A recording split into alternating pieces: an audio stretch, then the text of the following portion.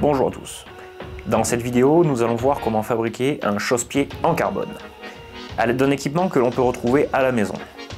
Et je vous expliquerai également les raisons derrière certains choix qui peuvent sembler de prime abord un peu surprenants, avec notamment l'utilisation d'une machine de mise sous vide alimentaire.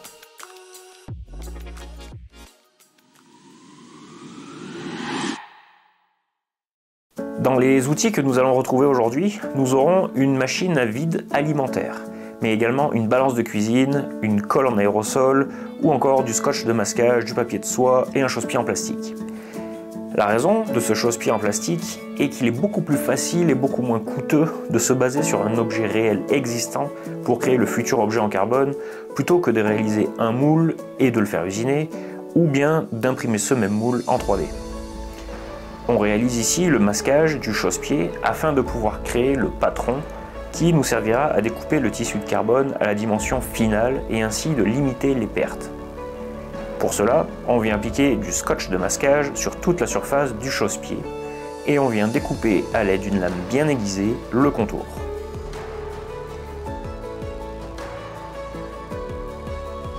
On vient déposer un papier à patron que l'on retrouve en mercerie sur lequel on va venir recoller notre scotch de masquage afin de se retrouver avec un patron en bonne et due forme.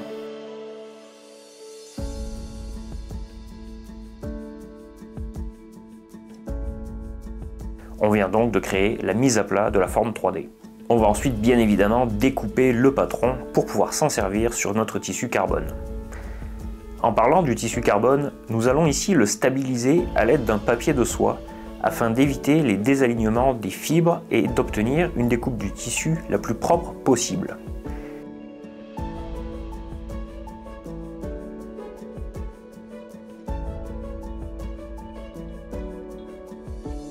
Pour cela, nous disposons le papier de soie bien à plat sur le plan de travail. Puis, nous appliquons une fine couche de colle sur le papier de soie.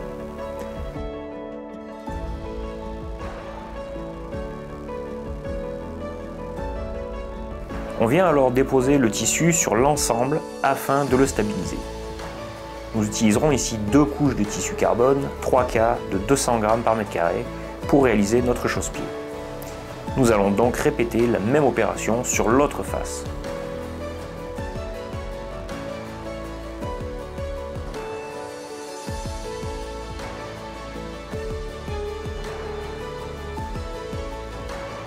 Lors de la découpe, les tissus auront les fibres parfaitement alignées et les bords de coupe seront propres.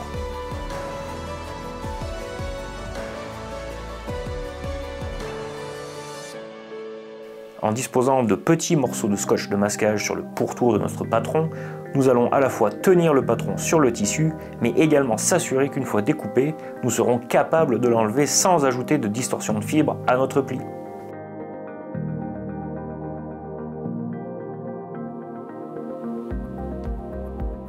Une fois la découpe réalisée, nous retirons donc le patron de la surface de notre empilement et sommes prêts pour la prochaine étape.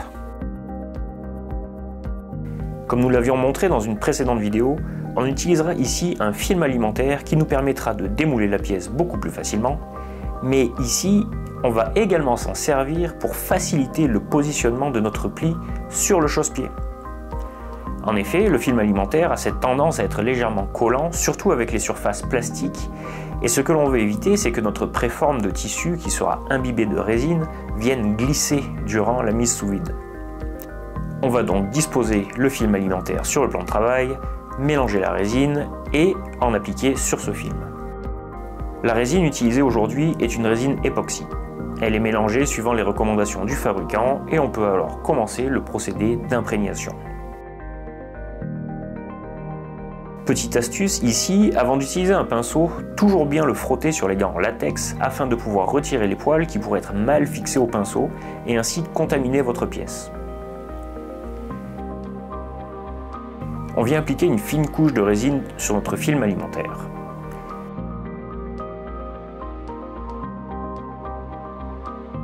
On dispose en dehors de cette zone de résine notre première couche de fibre et on vient lui appliquer également de la résine sans insister lourdement avec le pinceau car l'imprégnation se fera à l'étape de la mise sous vide.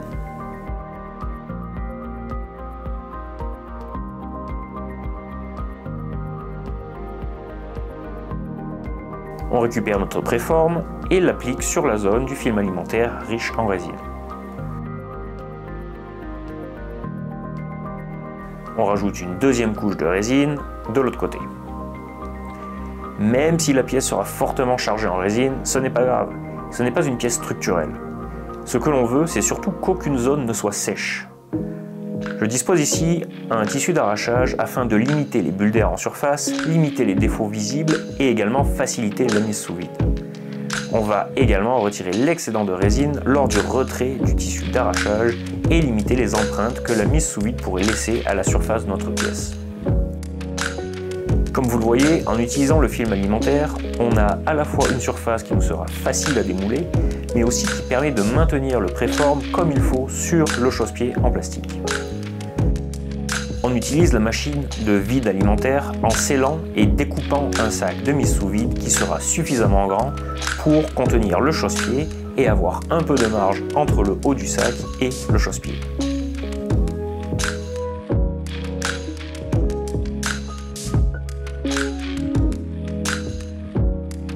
On va maintenir ici le sac le plus ouvert possible afin de pouvoir y glisser notre pièce facilement, sans accrocher et sans déformer notre préforme.